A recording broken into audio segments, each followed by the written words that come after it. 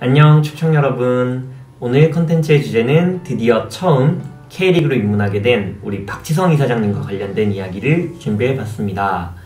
먼저 제가 호칭을 이사장님이라고 표현해본 이유는 2015년이죠. 처음 개최했던 수원 JS컵 국제 청소년 축구대회에 제가 대회운영 매니저로 참가를 해서 줄곧 활동을 해왔고, 그 밖에도 박지성 축구재단에서 주최 주관하는 평창 JS컵 국제 유소년 축구대회에도 운영을 좀 도맡아 진행하는 매니저로 줄곧 활동을 해오고 있기 때문에 어떻게 보면 저에게는 박지성 선수 혹은 이사장님이라는 표현이 많이 익숙한 상황입니다.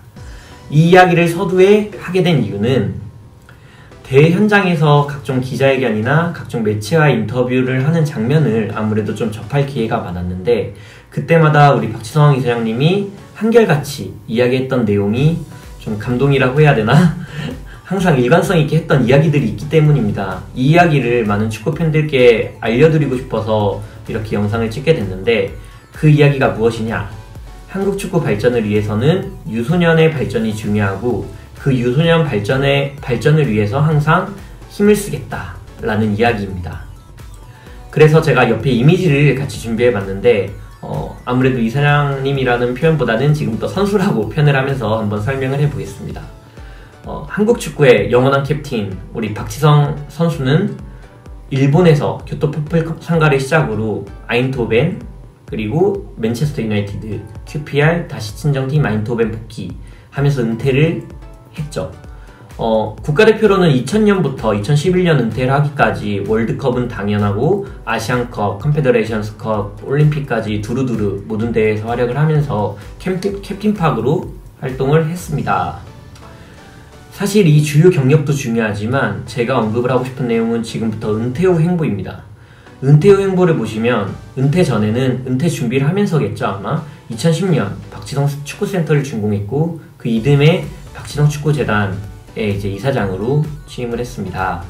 2015년에는 AFC 사회공헌위원으로, 2015년부터 20년까지는 맨체스터 유나이티드 앰베서더로, 2017년 피파 마스터 코스를 졸업했고 2017년 11월부터 1년간 KFA 대한축구협회 유스전략본부장으로 활동을 해왔습니다. 그리고 올해 전북현대 어드바이저로 취임을 하게 됩니다. 박지성 선수가 2011년부터 14년까지는 아시아 축구 발전을 위해서 아시안드림컵이라는 걸 열었고, 2014년부터 17년까지는 유소년 발전을 위해 직접 드림컵을 개최를 했고, 평창 JS컵 국제 유소년 축구대회입니다. 그리고 2015년, 16년, 18년 수원 JS컵 국제 청소년 축구대회를 개최하면서 몸소 축구 발전을 위해 실천을 해왔습니다. 여기서 잠깐 레전드 차범근 위원님을 좀 이야기를 하자면, 차범근 위원님도 박지성 선수도 두 레전드가 한결같이 외쳤던 내용이 유소년 축구 발전, 그게 한국 축구 발전을 위한 길이다 라는 것인데, 최근에 차범근 위원님이 어디선가 인터뷰를 하면서 독일에서 숱한 좋은 제의에도 한국 국내에 복귀한 이유는 유소년 축구 발전을 시켜야 된다 라는 책임감 때문이었다고 했는데, 정말 가슴 뭉클한 이야기지 않습니까? 그 이야기를 박지성 선수가 똑같이 하면서 차범근 위원님이 밟은 길을, 그 전철을 똑같이 밟고 있다는 점, 두 레전드가 정말 얼마나 한국 축구를 위하고 있다는 사실인지, 이거를 많은 축구팬들이 꼭 아시는 분들은 다 아시겠지만 더 알았으면 좋겠고, 또 소름 돋는 이야기 중에 하나가 차범근 축구대상의 5회 수상자가 바로 박지성입니다. 그리고 박지성 이사장도, 박지성 선수도 박지성 축구재단을 통해서 매 12월 장학재단에서 장학금을 수여하고 있는데, 그 수상자가 또 언젠가 미래의 박지성과 같은 레전드를 낳을 수 있다는 점, 이게 너무 우리나라 축구팬들이 다 기억을 하고 박수를 쳐줘야 될 만한 점이 아닌가. 차범근을 잇는 박지성이 나왔고, 박지성을 잇는 손흥민이 나오고 있듯, 또 손흥민을 잇는 또 다른 많은 레전드들이 배출되길 바라면서 잠깐 이야기가 조금 세게 됐는데, 다음 이미지에서 이어서 설명을 드리겠습니다.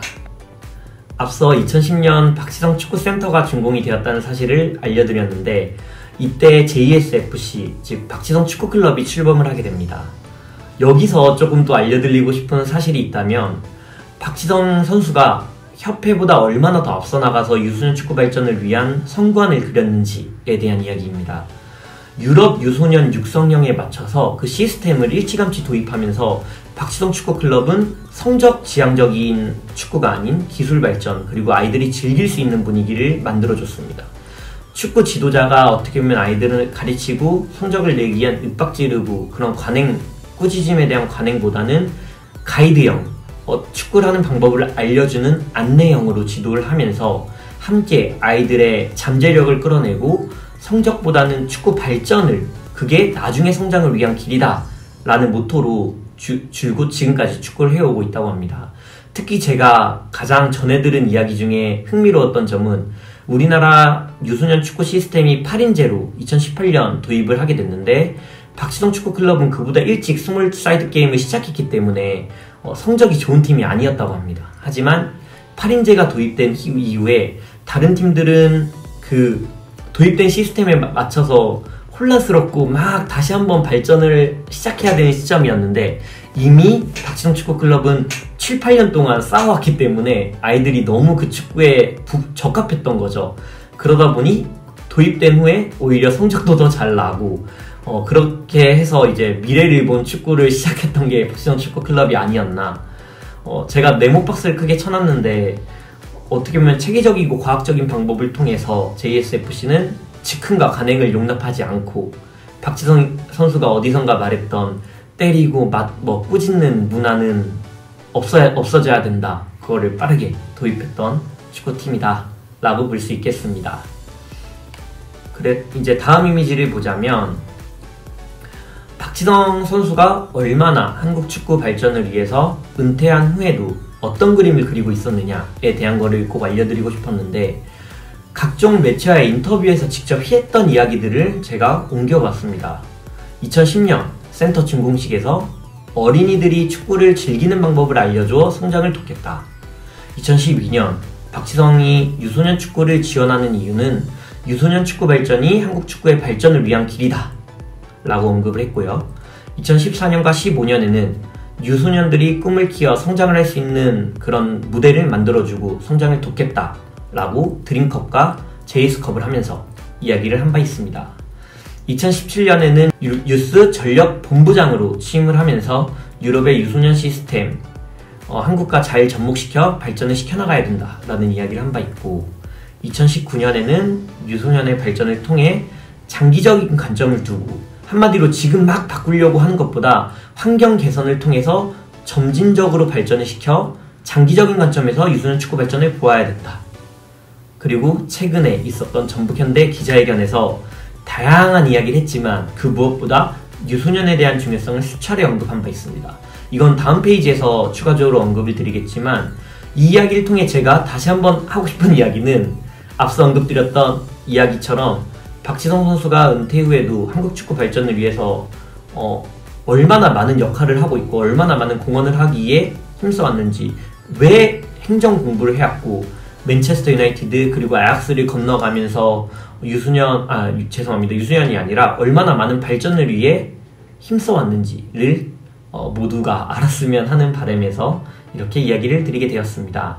자, 마지막 페이지에서 이제 전북현대 어드바이저가 된 박지성 선수에 대한 이야기를 이어가겠습니다. 이제 박지성 선수가 전북현대 어드바이저로 취임한다는 루머가 들리기 시작한 시점부터 많은 유튜버 분들과 기자분들이 많은 이야기들을 써내려가기 시작했는데 다양한 내용들이 웬만하면 많이 맞았죠. 하지만 일부 이건 아닌데 싶은 내용들이 있어가지고 그걸 좀 많이 바로잡고 싶었던 것 같아요. 저는 물론 제가 그분들보다 더 전문가도 아니고 많이 아는 것도 아니지만 앞에 인터뷰를 정리한 것처럼 이분이 항상 일관성 있게 유소년에 대한 중요성을 언급하고 있다는 사실을 잘 알고 있었기 때문에 어떻게 보면은 2018년에 KFA 유스 전략 본부장을 하면서 유럽 시스템과 한국 유스 시스템과의 간극도 충분히 알고 있는 시점에서 이미 최고의 인프라를 갖춘 전북현대에 합류했을 때 어떤 어드바이저 역할을 수행할까? 그러면 답은 스카우팅도 유소년 육성부터 시작돼야 되는 시점 그런 활동이고 유소년 육성이 어떻게 이루어져야 되는지에 대한 시스템을 먼저 점검할 것이다 라고 생각을 하고 있었습니다. 아니나 다를까 기자회견에서 그런 이야기들을 많이 꺼내주셔가지고 스스로도 내가 이사장님의 의견을 많이 알고 있었던 게 맞아 이러면서 뿌듯했었는데 그만큼 박지성 선수는 아약스에서도 그리고 그 맨체스터 유나이티드에서도 유소년 육성 방법에 대해서 알고 싶어서 공부를 하러 간 바 있기 때문에 이 부분을 얼마나 잘 전북에서 녹여낼까, 그리고 전북이 그렇게 유소년 육성 시스템을 통해서 발전을 해 나가면 분명히 울산, 포항 가만히 있지 않을 테고, 그러면 따라 벤치마킹만 해도 박지성 선수가 생각하는 그런 유럽 시스템을 똑같이 K리그 많은 구단들도 이행해 나갈 수 있고, 이는 곧 한국 축구의 발전을 동반 성장할 수 있다라고 생각을 합니다. 특히 박지성 선수가 이제 전북 현대에 합류하면서 울산 팬들은 조금 배 아플 수도 있는데, 저도 울산 팬이기 때문에 좀 배가 잠깐 아팠던 것도 사실이지만, 그 누구보다 배 아파야 될 건 수원 삼성이지 않을까. 그래도 박지성 선수가 수원에서 축구를 하면서 이렇게 올라왔는데, 수원 삼성이 그 박지성 로도 있고, 수원에 박지성 로도 있고 수원 삼성이 박지성을 품었으면 더 많은 그림이 그려질 수 있었을 텐데 하는 아쉬움도 있습니다. 어찌됐건 하지만 최고의 클럽 전북 현대에서 시작하는 박지성 어드바이저, 이거는 우리나라 축구 발전에 큰 힘이 될 것이라 보고 있고요. 역시 박지성다웠던 기자회견이 아니었나. 그리고 본인의 역할은 스스로 뭔가 있어 보이는 표현을 하는 것보다는 정확한 명분을 가지고 본인이 할 수 있는 자신감을 갖고 할 수 있는 일에 대해서 뚜렷하게 항상 언급을 하시는 분이라고 생각을 하기 때문에, 이번에 되게 정확하게 이야기했던 유소년 대회에서 성적보다 1군에 얼마나 많은 선수를 보낼 수 있는지, 그거에 대한 초점을 두겠다. 그리고 유럽과 같은 유소년 육성 기반을 다지기 위해서 간극을 줄여나가겠다. 또 이미 행정 공부를 지속적으로 해왔기 때문에 전북에서 본인의 그 스스로 할 수 있는 역할을 잘 찾아서 하나하나 이행해 나가 전북 현대의 발전을 돕겠다.